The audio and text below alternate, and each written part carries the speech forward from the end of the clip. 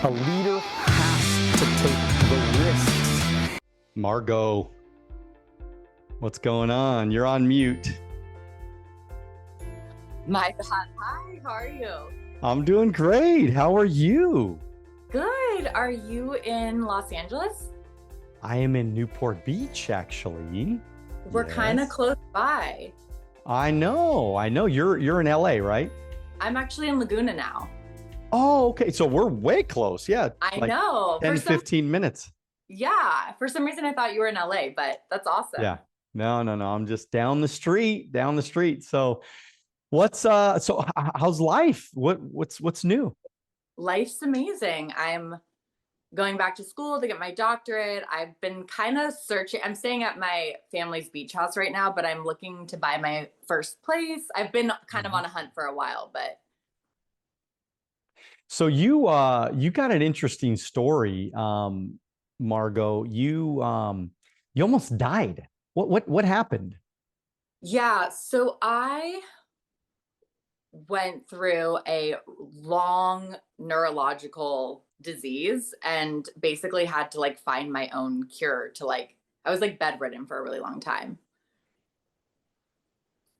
And And so, yeah, yeah, tell me about it. Explain it to me. Yeah, I want to. I mean, I'm really curious because you were like on track to get your PhD, right? You were. yeah, So this was major interruption in your life. What happened? yeah. So I was on track. I had just gone to Chapman. I was getting my marriage and family therapy undergraduate master's degree. And I was very much on like a very kind of typical trajectory of like doing the right thing. I knew I was meant to help people, but it was in a very kind of confining way for my soul. So it wasn't like I was like, oh, I absolutely like love the life I'm living and this like robbed me. It was more like a divine intervention of like a pivotal kind of like, it's a rough way to go, but it kind of changed the entire trajectory of my life. And I'm like full circle now. I'm like back to where I started, on track to get my PhD. But at the time, I had health, normal, like 20-year-old living my life. And one day I got like a sinus infection, not something you would think much about. And the next thing I know, I literally, like, I'm not even kidding, I couldn't walk. People didn't know what was wrong with me. I was told I was going to die, that I had cancer, that I had brain tumors. For 2 years, all I did was go to doctor's offices. So at this period where all my friends' careers are taking off, I'm like, is this going to be the rest of my life, just in bed, dead? And so it put me on this journey of like, kind of like undoing a lot of things that I had kind of been programmed to kind of do or think or be like, I have to do this certain path in life, to being like, I'm at fucking rock bottom. Like, it can't really get, like, when you're just staring in bed at a wall all day and hearing that you're gonna die, you're kind of like free to do whatever the fuck you want. So it kind of set me on this like really empowering freedom, kind of like let your freak flag fly eventually. But for a couple years, it was just like darkness. Because you're one of those people that it's just very unapologetic in everything you do, and you dance crazy at parties, and you're always the life of the party, and you're just going for it. And and there's most people, we admire that, and we look at somebody, because this whole world now, we talk about being authentically yourself and unapologetic and just, be you. And there's this whole new wave of thinking that is very different than 20 years ago, 10 years ago, maybe even 5 years ago. You've seen kind of an emerge, people emerging to trying to become, the most authentic them that they can be. Do you see that? And do you feel that you're kind of trying to help people see that picture and be a part of that movement? 100%. I think that the movement that's happening is actually like our natural essence. Like, we come into this world like empowered and bold in who we are. It's like the trauma and the conditioning and the fear. We're taught to be something else. So it's more of an undoing than a becoming. You know what I mean? And so I mean, if you think about it, why are people not like that? I mean, why do you feel that people are afraid to just be themselves? Yeah, I found that from working with so many people after so long, it literally comes down to two things. It's either like trauma or there's a fear stopping them. And it's not that you completely heal and you have no fears, but if you can just get like 1% bigger than that and you just muster up, like people look at me and they're like, you're so confident, you don't have fear. I'm like, that's total BS. Like, I just have a radar. Like, I have like a light switch in me that's just like, fuck it, fuck it. Like, I'm just good at being like, and if I can help instill that like a little bit in people every day, more and more, just like courage, courage. Like, if you can cultivate that, like you're unstoppable. It's not that you have to be confident, like comes and go. It's a feeling. So that's not a requirement to start being more authentic, being more courageous. It's not like a prerequisite. It's kind of like you just have to be like, what's more worth it at the end of the day? Giving my power away and my life away to a life that isn't really me, or like, do I want to just take a risk and play a little bit bigger? And you don't have to do something crazy, but it's just like getting the ball rolling in that direction. And people are afraid of rejection, probably, and maybe you can give me your thoughts on this, but I think that people are afraid of rejection because they're worried about what other people are going to think about them or perceive them. If because I've been speaking in front of large audiences for over 25 years now, and it feels like I'm the best on stage when I just don't give a shit. And I'm willing to say things that, even, you know, maybe self-deprecating stuff. I'll talk about myself. I'll talk about my true stories. I get into all the weeds, and I tell people about how when I was young, I did stupid shit and I stole the radio, and the radio changed my life. And some of the best stories and the best talks that I've ever had, they were always those, just random, authentic me letting people in on my real story. Because everybody has like an Instagram image, but I think people really want to know the real us. What do you think about that? I couldn't agree more. I think that's it's so opposite, right? Because like we think like connection and like the way to avoid rejection is to put on this like kind of hidden reality. But the core of it is the opposite. It's vulnerability. It's the things that are kind of the shadow parts that most people are afraid to share. But that at its essence is what is more relatable than, I don't think it's actually very relatable to be perfect or to have it all together all the time. Like, I think that's what creates connection, but there has to be an element of like, if we have too much shame around something, it's hard to like share it, or you know what I mean? So you obviously have had to done some kind of mindset work or something to even position yourself to share that to like one person, let alone a whole, like that's most people's greatest fears, right? But as we know, like that's how you get rewarded. That's how you create communities, connection. Like I'm sure that's been kind of the foundation of your empire, and everything you've built is leading with the imperfections, the things that people can connect with. But it takes, I think, a certain amount of like healing or like a certain amount of work. Or you can tell me too, like, how did you get to that level where you can do that in front of so many people? Like, what was the thing for you? I think for me is I just wanted people to know the real me. And Oh, because I wanted people to know that I'm not perfect. I do yeah. look confident when I go on stage, when I'm talking with somebody. I think people look at me and they go, he's tough, he's cold, he's hard, he's a tough, because I am a tough leader. I'm a Yeah. confident, tough leader. Yeah. And people will see that. But I also tried to weave into my my presence when I was around other people to let them know that, look, I had a lot of insecurities, man. I mean, I was just talking about it on my Wealth on the Beach coaching program. Um, I let people know that I had a lot of insecurities, man. I had a lot of limiting beliefs. I came into the business at 21, and And I was scared, man. I mean, I thought about myself. My limiting belief was that I was a short, uneducated little Mexican kid. And so Mhm. I started at 21. I thought there's no way that some tall, educated white guy was going to listen to me, Mhm. was going to actually take advice from me and care about anything that I had to say. And so I was scared. I was really, really nervous. So not to mention my stepfather that raised me and my brother. He had an education. He was, student of the year USC, a master's degree, all this stuff. And so I had all these like little insecurities inside of me, and I was afraid to speak my truth, to speak my mind, to just go for it, because I felt like people were going to judge me. I was going to say the wrong thing. I was going to mess something up and people were going to laugh at me. Like, I think one of my worst fears was that people were going to laugh at me and make fun of me or not respect me or whatever. And I think that at some point, how I overcame that was I really worked on myself and my skill. I worked on my thinking.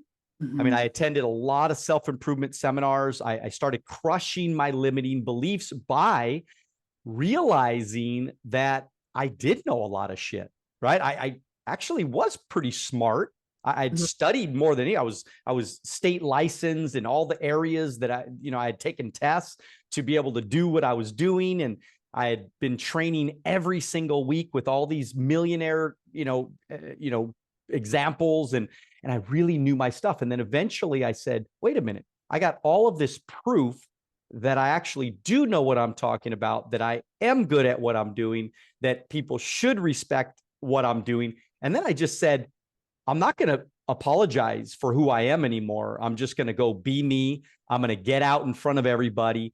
And that's why I think I'm inspired by you, Margot, is because I love to watch, I mean, especially you online. And I know, no, I know a lot of it is just, us being ourselves and trying to share our lives with other people online. And I know sometimes it's real, sometimes it's, with different people, sometimes it's real, sometimes it's not real. But I feel a sense of like connection to you and your authenticity in who you're trying to be, and really getting people to see that being themselves is the best way to be. And when you were younger, what were you like as a young kid, a young woman?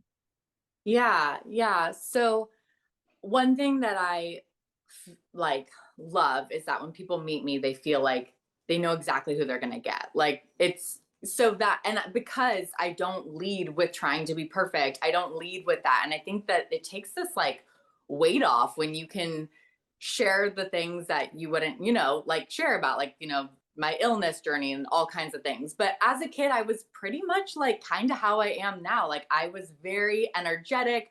I would break out into weird dance moves in public. Like I love doing weird shit in public all the time as a kid. Like I had a very vibrant soul. But I also was like, I was born with a birthmark on my face. Like I was like one of the first kids to undergo all these surgeries. So I definitely was like programmed to feel shame about who I am. And I thought there was something wrong with me. I felt defected. Like I had my own journey of undoing to kind of cut through that conditioning, um, and feel more comfortable in my skin. And it was a journey. I didn't just wake up one day feeling like like I'm just gonna go be me. Like, I mean, I kind of did, but that was through like hitting a million bottoms. You know what I mean? It was a very like the journey was not glamorous by any means. But yeah, I had kind of that balance of my essence, my soul, and who I am today. And then also just a lot of the flip side of that, of what it feels like to look different from other people. I mean, obviously, in some regards, I've grown up with like privilege and, where I come from and things like that. But on another hand, I didn't ever see anyone with a birthmark until I was like in my 20s. So like I didn't know as a child, I just thought there was something wrong with me, you know? And so what type of upbringing did you have? Like, what did your parents do, and what was your childhood like? Yeah, so we grew up in a area where like it was a very image conscious area, and I grew up in Marin County, and I went to like a Catholic school where we weren't allowed to wear makeup, but at the same time I was having makeup put on me to kind of hide and fit in. So I was everything that my soul is, which is like very free. I experienced the opposite of that growing up. And so I feel like I can connect with people who feel like they um, were told to be a certain way. So I kind of know what it feels like to swing to the other pendulum and kind of undo that conditioning. And I think as a, like on a soul level, I came in to kind of experience a very image focused thing and come in looking different than other people so I could understand the journey of what it takes to kind of break through those limiting things. I'm sure as you experience too, that contrast, right? Of like feeling or believing a certain way and then swinging to the other side of the pendulum and being like, no, I can actually do whatever the fuck I want. No, I belong on stages. And that contrast, I think, is like the reason a lot of us are here is to flip back to who we are. And when you think about like, you know, your next journey, because you talk a little bit about this next chapter that you're living right now, what does that mean to you? What is your next chapter in your life for you? Yeah, great question. I think what I'm experiencing is the more that we kind of get beyond ourselves, the more that we master our craft and our purpose, it's really just about creating more of that impact, that legacy. And I have an amazing business partner, and we just have like tons of plans for where I want to go and what I want to create and how I want to show up and serve people. So it's really, I think you and I are both very much mission focused and how we can create the most impact for our community. And I think that's kind of like once you can heal some of the core things, it's really just a life of like service and purpose and filling up your own cup and enjoying what you do. And I think that's kind of where the rest of my life is dedicated to go. Why are you single still? She's single. I think, first of all, I feel so confident when I'm single. I think so. Like people look at me and they're like, "How are you single?" I look at people, I'm like, "How are you in a relationship?" Like, I've always just kind of been like kind of this free, confident girl, and I think that when you're waiting for the right person, like if you want to get in a relationship, it's really easy to do, right? You can just literally pick someone and do the damn thing. But like, I'm looking to create a very intentional, like I want my like most compatible soulmate, and I think I'm on a mish and I want someone else on a mish, and I think I want to come together and create something really intentional, and I think that takes timing. And I feel like, yeah, I feel like I'm just now starting to be ready for that. And so when you know, I mean, in your as far as your business, because you're obviously an entrepreneur and you're building a company right now, and you got your mission, you got your focus for the future. I mean, how would you describe your business and your mission? Yeah, I am the owner and founder of a brand called Her Unapologetic Success. So basically, a lot of the work I do is reprogramming the subconscious, shattering those limiting beliefs. I mainly work with women. So it's basically helping women be, do, and have whatever the fuck they want. So a lot of them are already That super kind of successful. that kind of sounds a little sexist to me. I don't know, but you know, but you go, you go. I It's okay. It's okay. We're I good. have a lot of amazing men in my community too that I also serve, but it's really about helping people come into alignment with their purpose, their soul, and then having the courage. As you know, it takes a lot of fucking courage to go after what you want. And so building something like their next level of success, going after what they want. And for some people, that might be a partnership, that might be marriage. It might not look more business oriented, but it's really kind of unprogramming ourselves, being like, what is it that I actually want? And then like practically going after it and also having like the courage to do it. Unapologetic codes. Tell me a few of those codes that you believe in. Yeah, I think one of the biggest ones for me is making shamelessness my spiritual practice. So, like you said, it's all about kind of being like, fuck it. Like, I'm done apologizing for who I am, right? Like, I'm going to let people know the real me. So, I think it's a practice, right? And I think there's nuances, right? And it's not just like being blind. There's a lot of self-awareness that comes with being unapologetic. It's not about never apologizing for making a mistake, but it's just about owning who you are, your needs, and basically going after what you want. And apologies. I mean, what I mean, because I hear unapologetic, but I mean, do you ever say sorry? Of course. I'm like a very I'm like you. I've got like a bold, wild, fierce, like kind of go after what you want. But I also have a very like nurturing, soft, feminine essence and super empathic. And I think where I'm targeting, like I'm not talking to every single person. I'm talking to the people who feel ashamed of who they are, who are so far on the other side of the spectrum that they don't feel worthy to claim their place in life. And I'm here to be like, you deserve to be you. It's not about doing whatever the fuck you want, causing harm and being like, I'm not going to apologize. It's just bringing people back to that balance so they can like take the spotlight and like claim a life that's worth living for them. But it's not about not apologizing, being an asshole, like not at all. It's very much self-awareness based, but it's for the people who are on too far of the spectrum of like feeling bad about themselves, you know? So if I'm an introvert, okay, I'm a serious introvert, I'm scared to talk to people, I'm scared to assert myself. What are a couple of ideas that you could give me as this really, really introverted person? What are a couple of thoughts that you can share with me? Yeah, great question. I'm a big fan of finding the path of least resistance. Like, it's already hard enough to get out there. You don't need to go from like A to Z overnight, right? So, like, if you're super introverted, what's like a smaller setting that you can take a little like baby step towards? Maybe it's you're more comfortable online. Like, some people are legitimately more comfortable on stages than in one setting. So, I would find a space that feels edgy, a little uncomfortable, and start kind of putting yourself out there. But you don't have to go from being completely introverted to stepping on a stage. Like you can get there if that's what you want, but I would customize something where it feels doable, but it feels uncomfortable, and I'd have someone move in that direction. And when you think about like relationships, I mean, you're somebody that does have a lot of relationships. You have a lot of friends, you have a lot of, connections and, throughout the years that you've built. How do you do that? How do you become somebody that has friends and builds relationships with people? Yeah.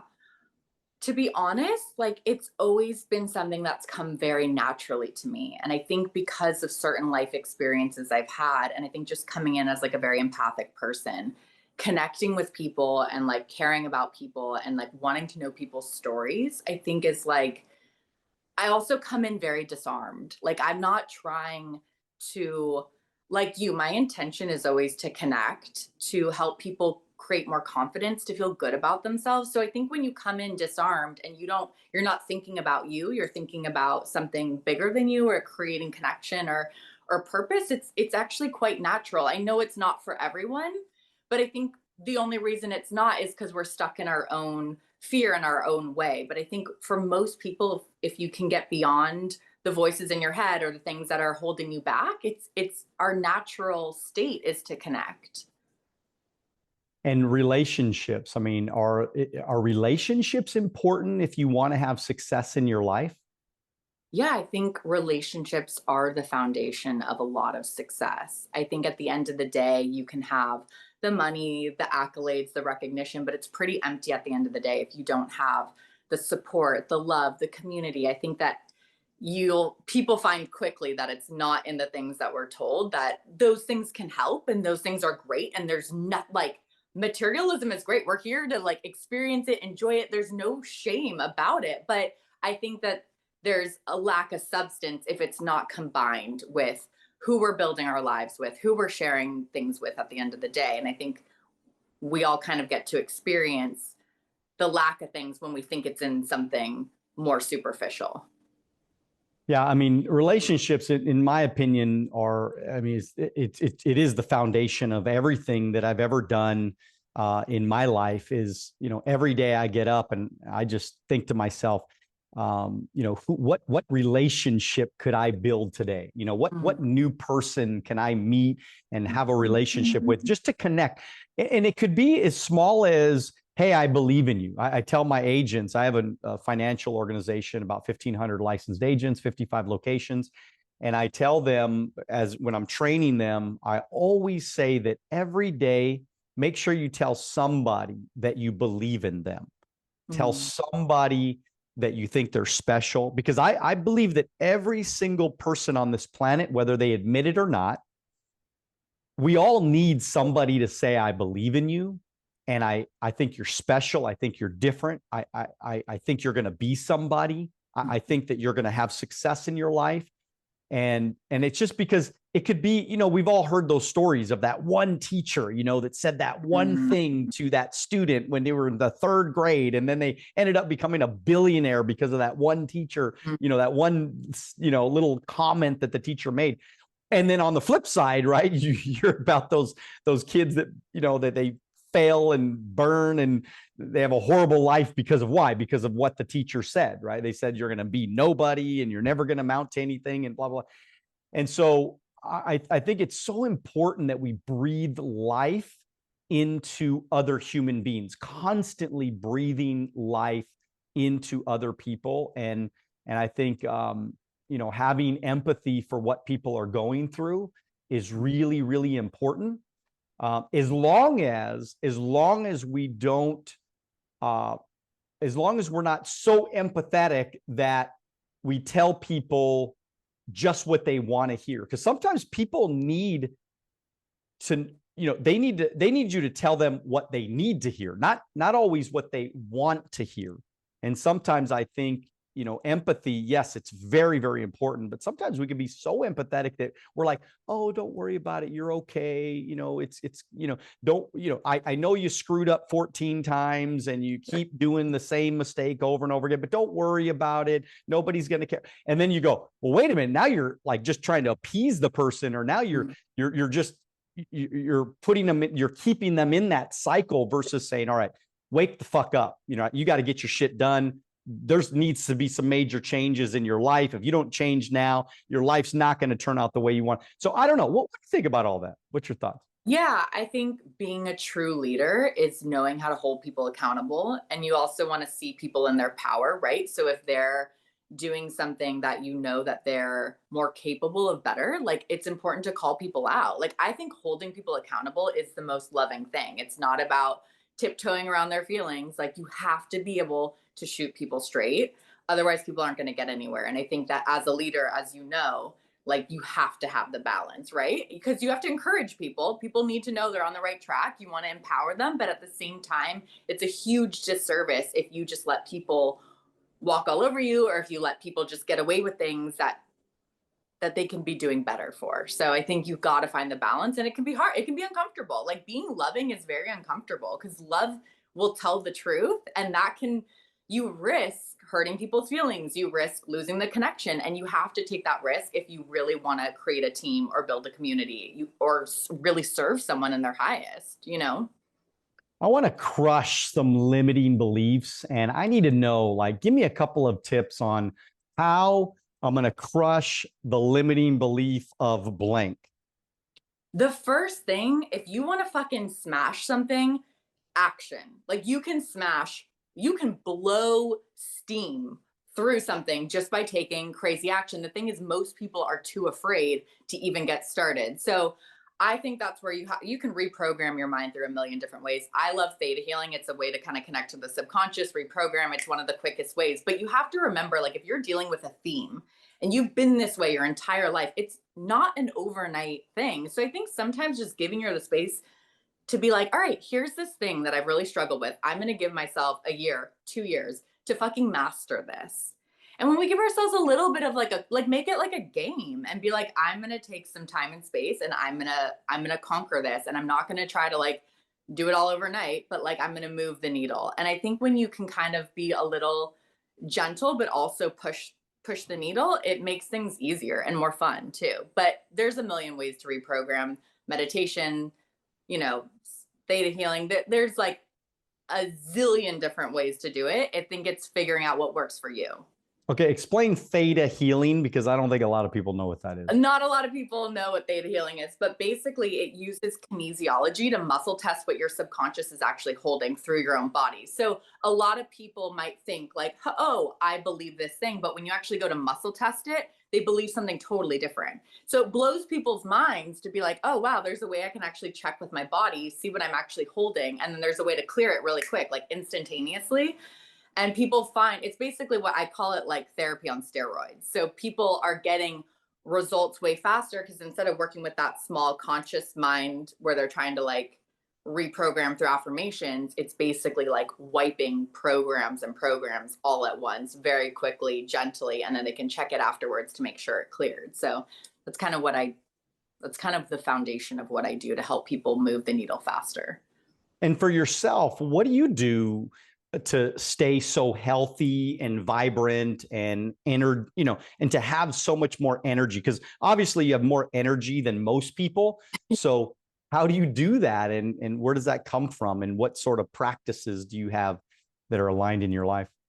Great question. I think our biggest energy leaks are when we're doing things out of obligation or when we're giving our power away or when we're not surrounded by people who actually support us. So I think if you can eradicate most of that, you're going to feel pretty fucking lit up most of the time. Not all the time. There's things, but I think most of the time there's an energy drain, it's because we're giving our power away. And something that my illness and my recovery from it was being like nothing and no one is worth it. So like if you're massively giving your power away to a fear or what someone else thinks, like it's that person isn't worth it. Like, and just constantly pulling back your power, being like, that is not worth it. And like, but being really mindful about it or being like, oh shit, like I just did something out of obligation that I didn't really want to do. Next time, let me practice saying no to that. So it's like really giving yourself the freedom to walk away from anyone and anything at any given moment. And I find that that's the greatest way to clog those energy drains. So do you feel like when you walk away from a relationship, do you ever have guilt about that? Oh, of course. Like when I really started creating a life out of alignment and not obligation, so much fucking guilt. Like I was going against all my programming when I started like going through like friends cleanse and like raising my standards. Like shit hit the fan, you know? Like your old life is going to cost you your new one and you have to be ready to buckle up and deal with the backlash, the guilt, all the things that have been keeping you safe. You are going to risk like losing it all to become the person you have to be. And then what happens when you go through that breakdown period, you eventually align to like higher, more aligned people that are actually going to like support you. But yeah, moving from a life where you feel obligated and afraid to like stepping into your most aligned power, it's not an easy journey. Like you start to realize once you break out of that mold why you were in it in the first place. You know, it's not a reason to go back, but it's just validating as to why we kind of hold back. Like once you get in your power, you start to see why. Yeah, I remember when well, I was 21, just went into business, and a buddy of mine, his name was Adam, and he just was so mean to me. You know, he told me I would never make it. He told me to stay in college, and of course, I didn't want to go to college. I hated school. My whole life, I hated school. Although, which is very ironic because I mean, I've probably been to 1,000 self-improvement seminars, and I've read probably 1,000 books on self-improvement. So it's completely, I've always loved education, but I hated traditional education. But I remember him telling me so many mean things, and we're 21 years old. He was my best friend, man. This guy, we did everything together, and he was such an asshole to me. And I literally drew the imaginary line in the sand, and I said, look, dude, if if you want to do what you want to do, that's great. I mean, but if you're not going to be nice to me, or you're not going to support me, or you're not going to, just say nice things to me. That I'm not asking you to buy anything. I'm not asking you to join me in business. I'm not asking anything from you. I'm just asking you to be my friend. And last time I checked, a friend will say, hey man, how can I help you? Or I believe in you, or whatever. That's what a real friend does. And so of course he didn't want to do that. And I just said, all right, man, see ya, wouldn't want to be ya. And I took off and I did my own thing. And my life ended up being really, really good. And I ditched a lot of friends early on. I mean, I literally put my head in the sand, and they probably all thought I was crazy, or I was like, on some, joining some cult or something like that, And but I said, I just want to change my life, man. I didn't really come from a lot of money. I didn't have anything. I was making $7 an hour. I was driving a little, $4,000 pickup truck, with no air conditioning, and you had to, roll down your windows like this. And I just said, you know what, man, I want a better life, and I want to change my life, and I know I can do it. I believe that this is my calling. I believe that I'm going to, accomplish something here, and I'm going to go for it. For once in my fucking life, I'm just going to go all in, and I'm going to give it everything I have, and I'm not going to look back. It was very difficult for me because I was that guy. I was the friends guy, right? I was always with my friends. I was always with my buddies and my little crew, my little, group of friends. And and of course today it's different because, now I have thousands of friends, versus just a little group of friends. I have thousands and thousands of people that I've, thank God, through business and relationships and things like that I've been able to associate with throughout all these years. And of course, my business associates that work closely with me, we've developed some great relationships. But I just want everybody to know that, there's, because you made a good point, you're going to have to friends cleanse, and I think that it's important that people realize that the people that today, the people that are in your influence today, they might not be with you 20 years from now, but I do promise you that if you're on the right track, you're going to meet even better people, and you're going to have even better relationships. And most importantly, you're going to be building a great life for yourself and your future family, because that's what's in your cards. But if you stay stuck with everybody, with this little group of friends that you have that never want to do anything great, that never want to change their life, that never want to get on that mission and go for something great, well, they're going to keep you stuck, and you're going to feel guilty. You're going to feel bad. You're going to feel like you're being mean to other people. But the truth is, you got to go with your heart. You got to be who you're supposed to be, and do what you're called to do for your life. So what's your thoughts on that? Yeah, I would almost argue that that's like a caveat. I think that that's step one. I think there are certain people that can hold us back so much. Like, how could you possibly get to where you are now and still be a match to that kind of friendship? You know what I mean? So it's no surprise that right after you let him go, you had this, like, it was like the start of a new chapter. And I think we have to cleanse the people out to go to our next level, to take the risks. And there are people can totally hold us back, or we can let them hold us back by keeping them around out of guilt or fear of being alone. And so I think, especially being that young, being able to take that risk, not knowing what's on the other side of it. But I think that's where you can like model what's possible because you were willing to take that risk. But yeah, I think a lot of us have at least one or two people that we feel like we have to keep around for X, Y, and Z. And it's usually that person, that's the thing that can like be holding us back. And once you let that person go, it's kind of amazing what can open up. So yeah, I always encourage people, like, if someone is holding you back, or you feel like you can't fully celebrate yourself or be yourself around them, like, it's not worth having them in your life. And I think it takes courage to let them go.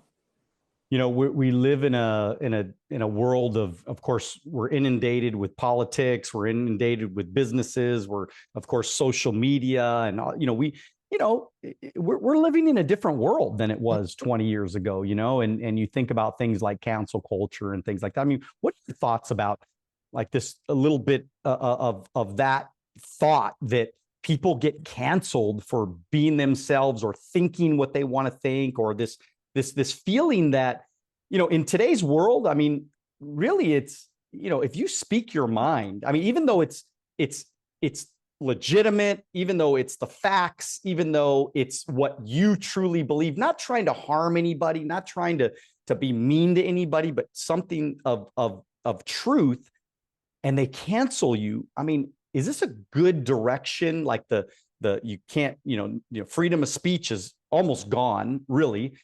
What's your thoughts about that kind of stuff? Yeah, it's a great question. And I think that plagues and paralyzes a lot of people. Like, I know a lot of people are legitimately afraid to speak their truth because of that. Personally, like, I think we get rewarded for speaking our truth. I think unless you do something that actually is like really crossing a line in terms of like morals or ethics, or you're harming someone, I say it's kind of a free for all. Like, I think we actually get rewarded. Like, I just hold a different perspective. I don't want to invalidate people who are afraid of that. It's just, I don't have a single ounce of that in my being. Like, I just think that's what we came here to do, is to be polarizing. I don't think you can really blaze a trail without ruffling some feathers. So I think that we actually get rewarded on a higher plane for being that way. And that's why we're here. And if you're not willing to take that risk, and if you're more worried about being canceled, then maybe the calling isn't for you, you know?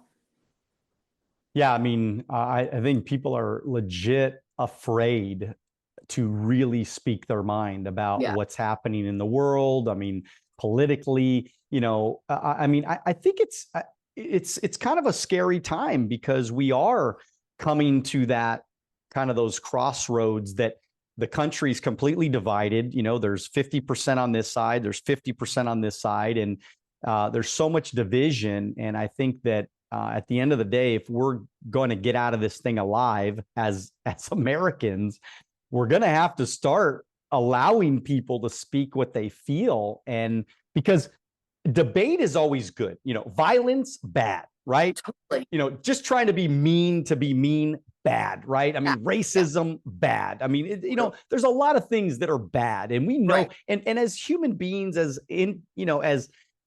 like when you really think about common sense, I mean, it's pretty easy. But if Yeah. you believe something and you believe that something's wrong, Mhm. like for example, I mean, leaving our border open is wrong. I mean, you can't, we're not a sovereign country if the border is completely open wide, right? You just can't do that. I mean, we don't know who's coming in. There could be terrorists. There could be, all this stuff with Israel and Palestine. I mean, the bottom line is that when you let people in that want to attack you, they come in and they kill people, and the government can't stop that. At any point that they're going to kill people that they want to kill, the people that hate America. A lot of people hate America in the world. So there's certain things that are a truth, but it's not like, oh, I hate the people on the other side of the border. I hate these, it has nothing to do with that. It's just a fact of, it's a truth, that I hold. Maybe it's not truth for everybody else, but I hold. But if we don't talk about it, if every time you say something, somebody wants to cancel you, that becomes real, because then people just get angry at each other. And then that's when I think violence starts to become the reality. And we just got to be careful about that stuff. So I don't know. What do you think? Yeah, I think that if you feel pulled to share something and you believe something wholeheartedly and you want to share your opinion, and again, with the obvious of like the obvious right and wrong, like when that's taken out of the picture, like, and if it's in your heart, like, I think as a society, we can begin to like raise our capacity a bit for like hard conversations. Like, I think we're kind of taught to like, again, like tiptoe around each other, but I think like true connection and intimacy, you have hard conversations. Like, it's okay to disagree. I think we could be a little more open to hearing different perspectives. I think we've all just kind of gotten pretty closed minded. And I think that to open up a conversation does take a lot of courage these days. Like, people will throw fucking daggers real quick. So, yeah, but I always Where did encourage. that come from, though? Like, where do you think that came from? Like, how did we get to this point where people are afraid to be themselves, or think what they think, or talk about what they truly believe? How did we get to this point? What do you think? Yeah, I think we see it all the time. Like, we see with social media so much hate comments. People get canceled. We are kind of programmed, consciously or not, to fear. And on a very primal level, it's legit because it's in our faces every day. So I think that we are a little bit brainwashed to be a certain way. And I think that when you go against the grain or speak up, like, we're shown every day that that's kind of not you're taking a risk. And I think it does take a risk to say how you feel. And especially when you start tinkering on subjects that aren't palatable, and everyone has very different opinions, I think that's like the boldest move you can kind of make. And especially if you feel called to do that, I always encourage people to. But again, I think there's a tactful way to do it. And then I think there's a way where it's like you're trying to prove yourself. And if you're coming from a place of like wanting to open a conversation, and I think the way in which we express ourselves can make a big difference in the delivery. And I think that if we can be accountable for our words and how we share our opinions, that could be really healing. And I think if we're, I think there is some accountability on how we open the dialogue.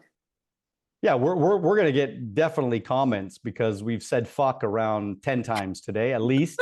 So people are not gonna like, and I get comments sometimes. They're like, well, you could have, done your podcast without saying fuck. And, and look, I think that that word, and I've always said this, that any word that maybe might ruffle some feathers, I've always used it because I wanted to accentuate my point. And I also, and remember, words always have meanings. So if the intention is fuck you, you're an asshole, okay, that's bad, right? Yeah. But if the intention is like, we gotta fucking be unapologetically ourselves, it's a good thing. It raises the vibration of what we're trying, the point we're trying to make. And I think that is very healthy, that we can accentuate words. And by the way, there's a lot of people that have a lot of conversations. They don't ever say the word, but that's them, right? Mm-hmm. That's their way to communicate. Well, guess what? I have a way to communicate. You have a way of communicating. Somebody else has another way of communicating. Doesn't make us right or wrong. We're all right. We can just be ourselves and love each other for being each other's selves and try to get along. I don't know. I mean, I know I sound like, what's that guy? Shit, I forget now. That guy that always said, can we just get along? Somebody's gonna, in the comment, just write it in the comment, because y'all know who I'm talking about. You don't, because you're probably too young. But anyways, there was a guy a long time ago that said that. And what was his name? Shit. It was on the top tip of my tongue. But anyway, it'll come to me. But it's like, we should, like, let's just get along, man. I mean, let's like all come together as the world, as Americans, because ultimately we got to stick together. We are Americans, and we better stick together because, being together and having each other's back, I think, is the best way we're going to survive as Americans.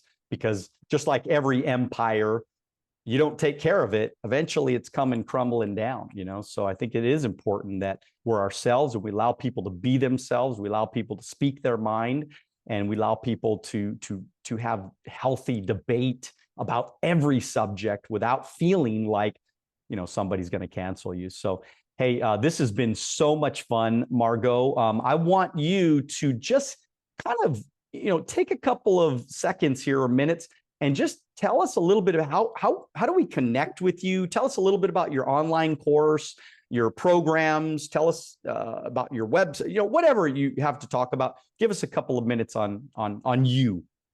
Yeah, this was so great. I loved coming on today. And if you want to connect with me, you can obviously find me at Margot Miller Inc. on Instagram. That's my personal account. My business account is Her Unapologetic Success. You can find my website, www.herunapologeticsuccess.com.